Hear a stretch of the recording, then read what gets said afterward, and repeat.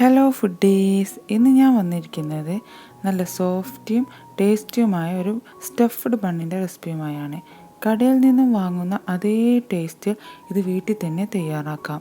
ഇതുണ്ടാക്കാനായി ഓവനൊന്നും വേണ്ട, നമ്മുടെ വീട്ടിലുള്ള ഇഡ്ഡലി തട്ടിലാണ് ഇത് തയ്യാറാക്കുന്നത്.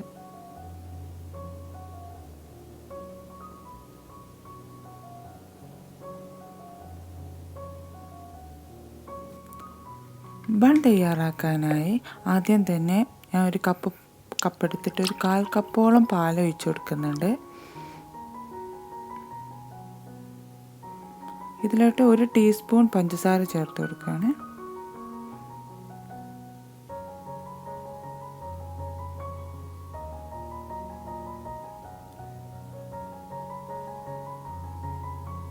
ഇനി വേണ്ടത് ഈസ്റ്റാണ്. 1 ടീസ്പൂൺ ഈസ്റ്റ് കൂടെ ഇതിലോട്ട് ചേർത്ത് കൊടുക്കുക. നന്നായിട്ട് ഇളക്കി യോജിപ്പിക്കുക. ഈസ്റ്റ് പാകത്തിന് അലിഞ്ഞ് കിട്ടാൻ വേണ്ടിയിട്ട് ഇതിനെ നമ്മളൊരു 5 മിനിറ്റ് മൂടി വെക്കുക. അടുത്തതായിട്ട് ഒരു പാൻ എടുത്ത് അതിലോട്ട് 1 ടേബിൾ സ്പൂൺ മൈദപ്പൊടി ഇട്ട് കൊടുക്കുക. 1/2 കപ്പ് വെള്ളം ഒഴിച്ചു കൊടുക്കുക. എന്നിട്ട് നന്നായിട്ട് ഇളക്കി യോജിപ്പിച്ച ശേഷം ചെറിയ തീയിൽ ഇത് നന്നായിട്ട് കുറുക്കിയെടുക്കുക.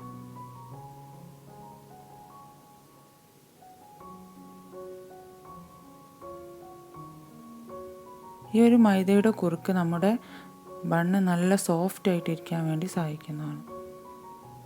ഇതിവിടെ റെഡി ആയിട്ടുണ്ട്. നമുക്കിത് ചൂട് പോകാൻ വേണ്ടിയിട്ട് മാറ്റി വെക്കാം. ഇനി ഒരു മിക്സിംഗ് ബൗൾ എടുത്തിട്ട് അതിലോട്ട് 2 കപ്പ് മൈദപ്പൊടി ഇട്ട് കൊടുക്കുക.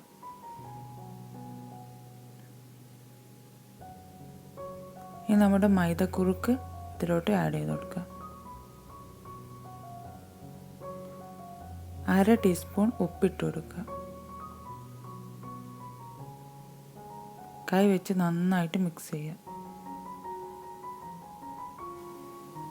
ഇനി നമ്മൾ ഈസ്റ്റ് ചേർത്ത് മാറ്റി വെച്ച പാൽ കുറേശ്ശെയായി ചേർത്ത് കൊടുത്ത് നന്നായിട്ട് കുഴച്ചെടുക്കുക. ഇവിടെ ഞാനിത് കുഴച്ചെടുത്തിട്ടുണ്ട്. ഇനി ഇതിലോട്ട് കുറച്ച് ഓയിൽ കൂടെ ആഡ് ചെയ്തിട്ട് ഒന്നുകൂടി നന്നായിട്ട് കുഴച്ചെടുക്കുക. നമ്മുടെ മാവ് കുറച്ചൊരു ലൂസായിട്ടിരിക്കണം, എങ്കിൽ മാത്രമേ നല്ല സോഫ്റ്റ് ആയിട്ടുള്ള ബൺ നമുക്ക് കിട്ടുകയുള്ളൂ. ഞാനിതിവിടെ നന്നായിട്ട് കുഴച്ചെടുത്തിട്ടുണ്ട്. ഇതിന് നമുക്ക് 1 മണിക്കൂർ റെസ്റ്റ് ചെയ്യാൻ വേണ്ടി വെക്കുക.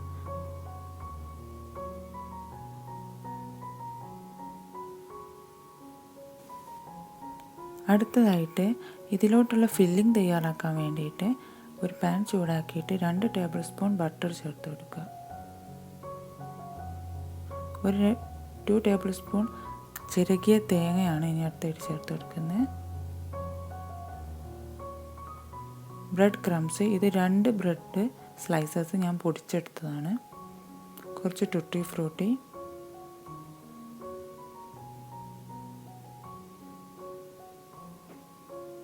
ഒരു ടേബിൾ സ്പൂൺ പഞ്ചസാര, കുറച്ച് ഏലക്കായ പൊടിച്ചത്, ഇതെല്ലാം ചേർത്ത് 1 മിനിറ്റ് ചെറിയ തീയിൽ ഒന്ന് ഇളക്കി യോജിപ്പിച്ചെടുക്കുക. ഈ സമയത്ത് നിങ്ങൾക്ക് ഇഷ്ടമുള്ള എന്തോ നിങ്ങൾക്ക് ഇതിലോട്ട് ആഡ് ചെയ്യാം. കാരക്ക, നട്ട്സുകൾ എല്ലാം ആഡ് ചെയ്യാം. ഇവിടെ എൻ്റെ ഫില്ലിങ്സ് റെഡി ആയിട്ടുണ്ട്.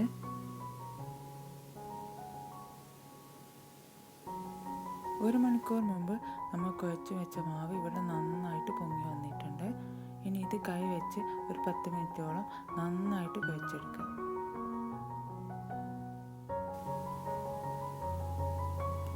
ഇനി ഈ മാവ് ഒരേ സൈസിൽ 5ആയി മുറിക്കുക.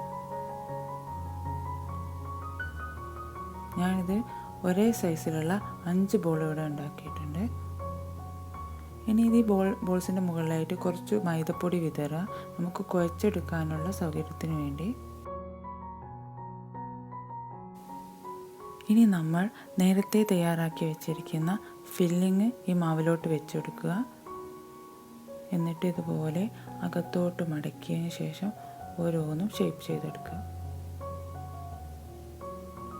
ഞാനിതിവിടെ ഒരെണ്ണം ഷേപ്പ് ചെയ്തെടുത്തിട്ടുണ്ട്.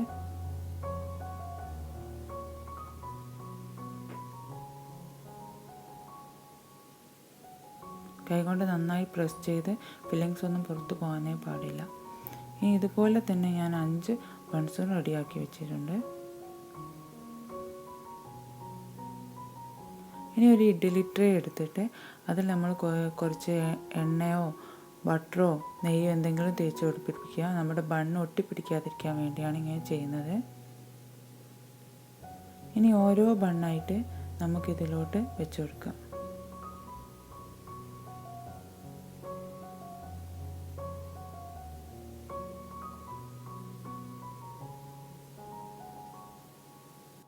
മാവിൻ്റെ മുകൾ വശം ഡ്രൈ ആയി പോവാതിരിക്കാൻ വേണ്ടി ഇതിൻ്റെ മുകളിലായിട്ട് കുറച്ച് ഓയിൽ പുരട്ടി കൊടുക്കുക. എന്നിട്ട് മൂടി വെച്ച് 30 മിനിറ്റ് റെസ്റ്റ് ചെയ്യാൻ വേണ്ടി വെക്കുക. 30 മിനിറ്റിന് ശേഷം ഇതിവിടെ നന്നായിട്ട് പൊങ്ങി വീർത്ത് ഡബിൾ സൈസായിട്ട് വന്നിട്ടുണ്ട്. ഇനി അടുത്തതായിട്ട് നമ്മുടെ ഈ ഇഡ്ഡലിത്തട്ട് കൊള്ളാവുന്ന ഒരു പാത്രം എടുത്തതിന് ശേഷം എന്തെങ്കിലും സ്റ്റീലോ എന്തെങ്കിലും പാത്രം ഒന്ന് സ്റ്റാൻഡായി വെച്ച ശേഷം മൂടി വെച്ച് 5 മിനിറ്റ് പ്രീഹീറ്റ് ചെയ്യുക.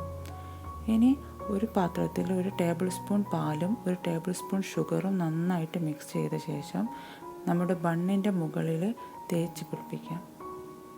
ഇങ്ങനെ ബണ്ണിൻ്റെ മുകളിൽ പുരട്ടി കൊടുക്കുന്നത് കൊണ്ട് നമ്മുടെ ബണ്ണിന് നല്ലൊരു ഗോൾഡൻ ബ്രൗൺ കളർ കിട്ടും. ഇതിന് പകരമായിട്ട് നമുക്ക് എഗ്ഗ് വേണമെങ്കിലും ഒന്ന് ബീറ്റ് ചെയ്തിട്ട് പുരട്ടി കൊടുക്കാം. ഇതിൻ്റെ മുകളിലായിട്ട് കുറച്ച് വെളുത്ത എള്ളു കൂടെ ചേർത്ത് കൊടുക്കുന്നുണ്ട് ഞാൻ.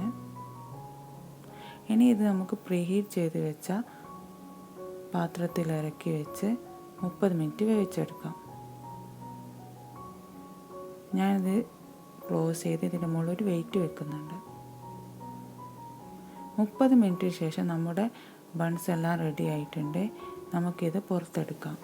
ഇതിന് മുകളിലായി ചൂടോടെ തന്നെ നല്ലൊരു ഷൈനിങ് കിട്ടാൻ വേണ്ടിയിട്ട് കുറച്ച് ബട്ടർ കൂടെ നമുക്ക് പുരട്ടി കൊടുക്കാം. ഇനി ഇത് നന്നായിട്ട് ചൂടാറിയ ശേഷം നമുക്ക് സെർവ് ചെയ്യാവുന്നതാണ്. ഇവിടെ ഞാൻ മുറിച്ച് നോക്കുന്നുണ്ട്. നല്ല സോഫ്റ്റ് ആയിട്ടുള്ള ബണ്ണാണ്. ഉള്ളിൽ നല്ല ക്രീമി ആയിട്ടുള്ള ഫില്ലിങ്സ് ആണ്. ഈ ഫില്ലിങ്സ് നിങ്ങൾക്ക് ചേഞ്ച് ചെയ്യാവുന്നതാണ്. ഈ വീഡിയോ നിങ്ങൾക്ക് ഇഷ്ടമായെന്ന് വിചാരിക്കുന്നു. ഇഷ്ടമായെങ്കിൽ ഈ ചാനൽ ഒന്ന് സബ്സ്ക്രൈബ് ചെയ്തേക്കണേ. Thank you.